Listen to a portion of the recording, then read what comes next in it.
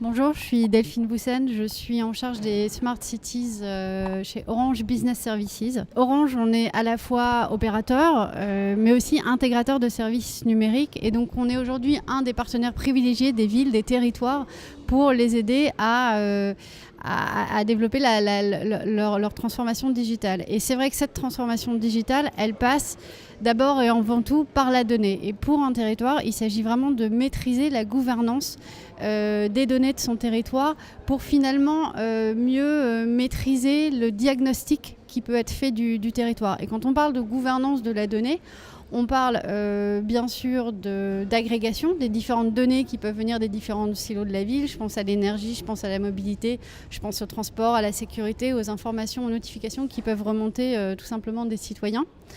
Donc l'agrégation, la visualisation de ces données, parce qu'une fois qu'on est en mesure justement d'agréger ces données, eh bien on peut les visualiser ensemble.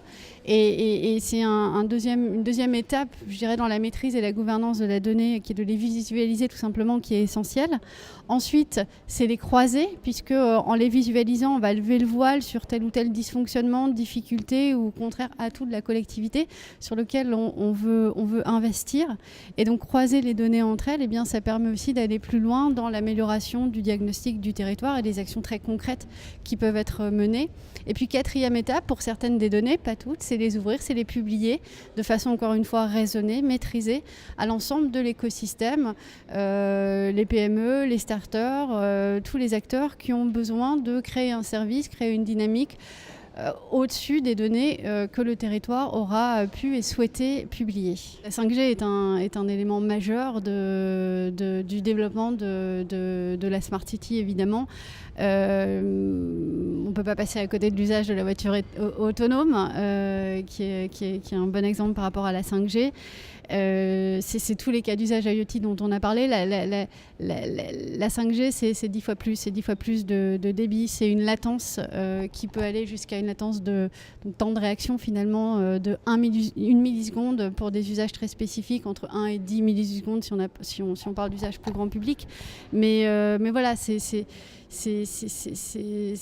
un réseau encore plus, je dirais, plus proche des besoins de la Smart City, et ce sera au cœur de cette révolution qui est une révolution douce, mais révolution d'usage importante. Alors l'intelligence artificielle, c'est un axe de développement majeur également pour le groupe et croisé avec la Smart City, bien sûr, ça l'est d'autant plus. On parle bien sûr d'IA raisonnée et d'IA utile à tous les citoyens, utile à tous les usagers. Et l'IA, c'est beaucoup de choses. C'est à la fois la capacité à transformer les applications, les interfaces qu'on peut avoir avec les usagers. Aujourd'hui, on utilise des applications sur les smartphones. Demain, on utilisera de plus en plus la reconnaissance vocale, la reconnaissance faciale, l'interprétation des humeurs aussi, pourquoi pas, dans un environnement peut-être plus commercial. Donc, c'est un premier sujet important. Le deuxième sujet, ça va être autour de l'hypervision de la ville, parce que il y a différentes couches dans la ville. On part des capteurs pour aller, je vous le disais, vers les superviseurs, cette gestion transverse des données, et ensuite un hyperviseur qui va venir justement superviser l'ensemble des superviseurs ou silos de la ville.